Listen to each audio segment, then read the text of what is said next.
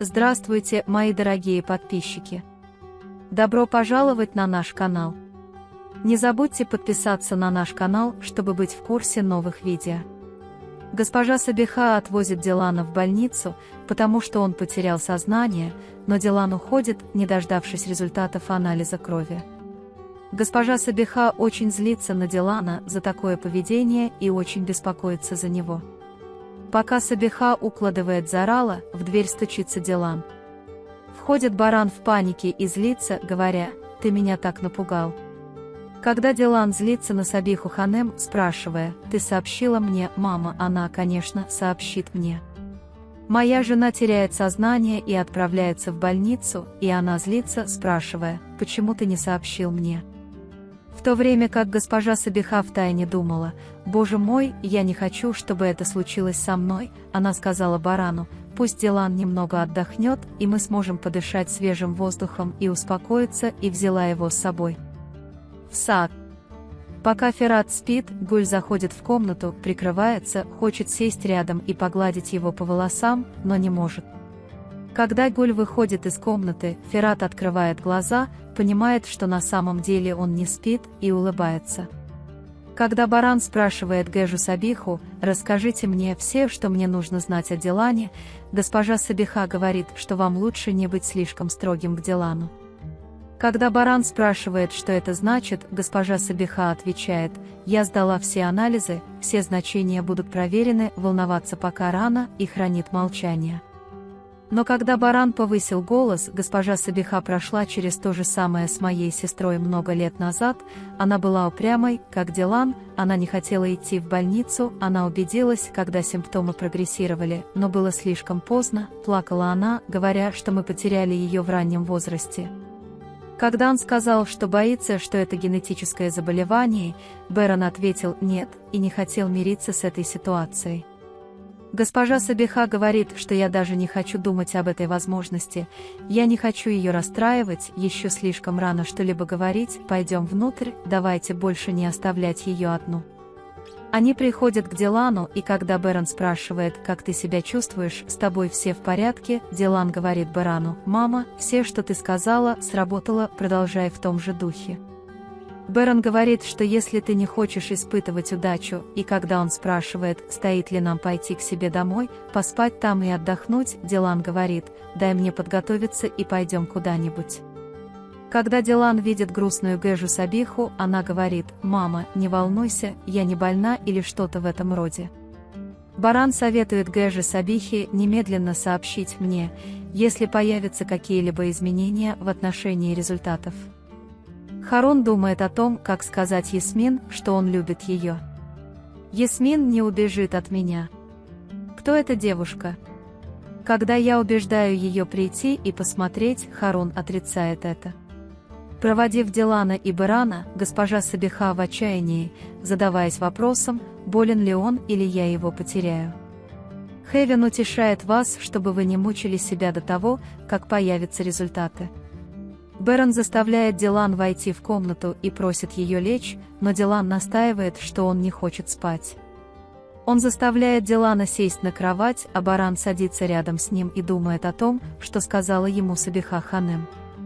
Пока госпожа Азади и господин Кудрет сидят в гостиной, госпожа Азади замечает в нем неподвижность и говорит Гану Кудрету: «Я одержима Диланом, что не так с этой девушкой».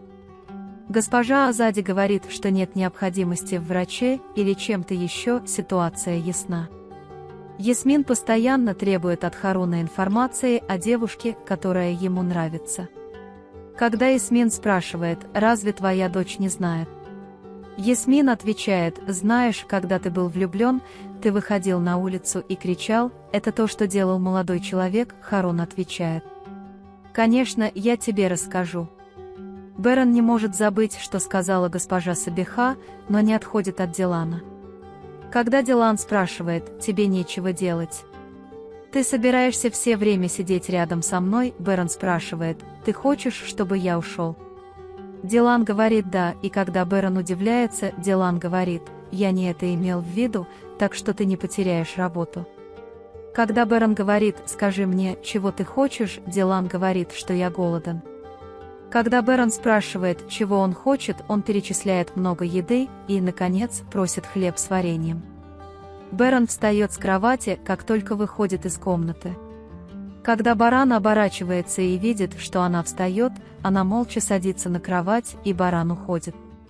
Харун думает вслух, что Исмин серьезно проверяет свой род и думает, что она действительно питает к нему сердце, но он лукавит. Когда Цеврии слышит его, она спрашивает, что происходит, вы разговариваете сами с собой. Харун приходит к Цеврии и говорит, я думаю, твой кузен влюблен в меня.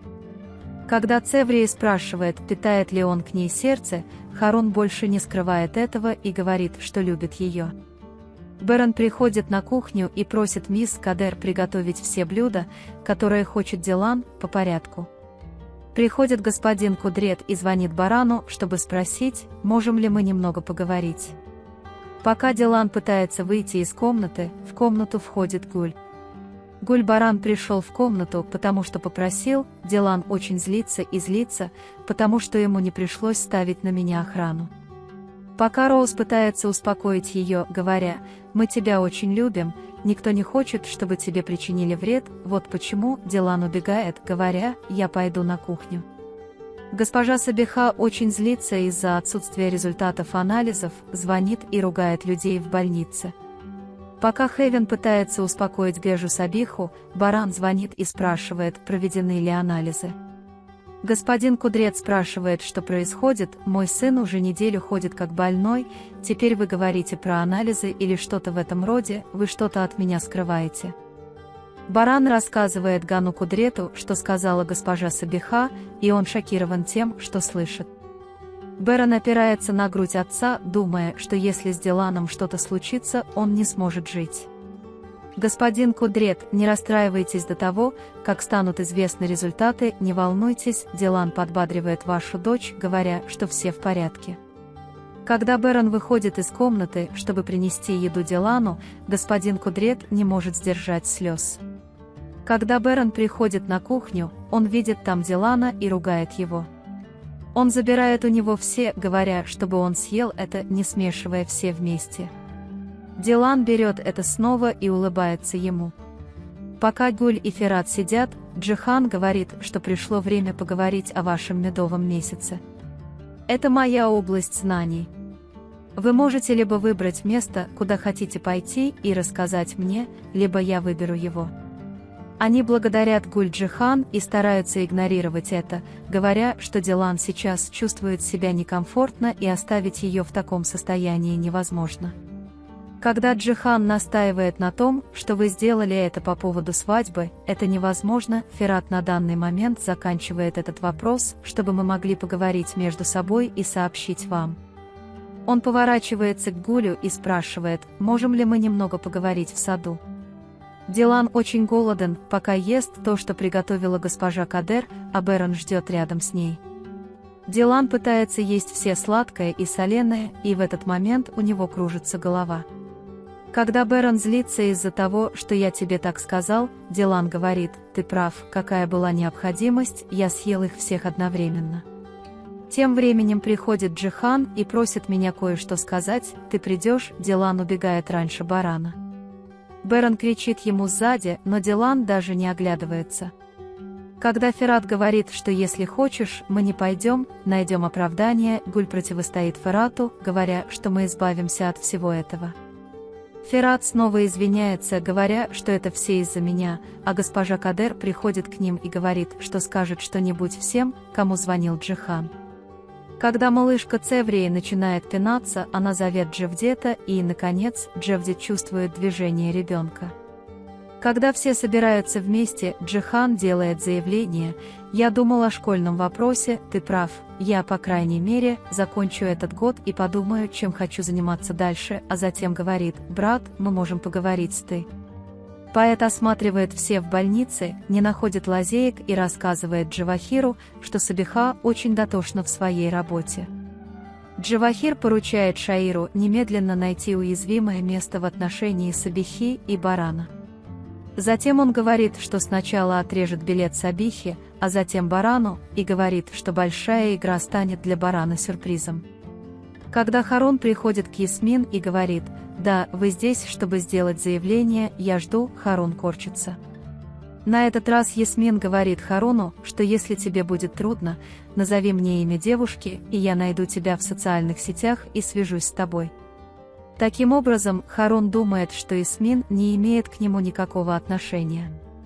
Когда Берен видит Дилана снаружи, он ругает его и говорит: «Я сказал тебе пойти в комнату, что ты делаешь снаружи».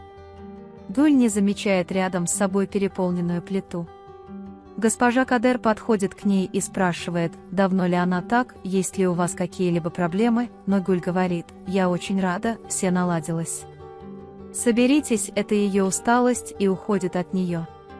Когда Берен злится на Дилана, спрашивающего, почему такая небрежность, Дилан говорит: «Я в порядке, что ты пытаешься сделать?» Берен злится, говоря: «Я думаю о тебе, почему ты это делаешь?» Дилан говорит, что если бы ты думал обо мне, тебе было бы важно, что я говорю, и он хочет уйти. Когда Ферат видит, что Гуль плачет в сторонке, он подходит к ней. Гуль смотрит в глаза моей матери и говорит: «Мне трудно лгать, я чувствую себя увязшей в грязи». Госпожа Кадер слышит это издалека. Госпожа Сабиха узнает результаты анализов и сообщает Хевину, что мы немедленно отправляемся в особняк. Пока Дилан спорит с Бараном, она получает сообщение на свой телефон и начинает плакать, когда читает сообщение. В то время как Берен все еще противостоит мне и говорит: «Не возражай, я не сказал ничего такого, что могло бы заплакать», Дилан говорит: «Берен, ты становишься отцом». Когда Берен спрашивает, в чем сюрприз, Дилан говорит, что результаты уже получены, ты становишься отцом. Берен спрашивает, почему я становлюсь отцом, и когда он преодолевает шок, он обнимает Дилана и возвращается счастливый. Вы можете поделиться своим ценным мнением в разделе комментариев. Не забудьте подписаться и включить уведомления, чтобы видеть больше видео. Увидимся в следующем видео. Береги себя. До свидания.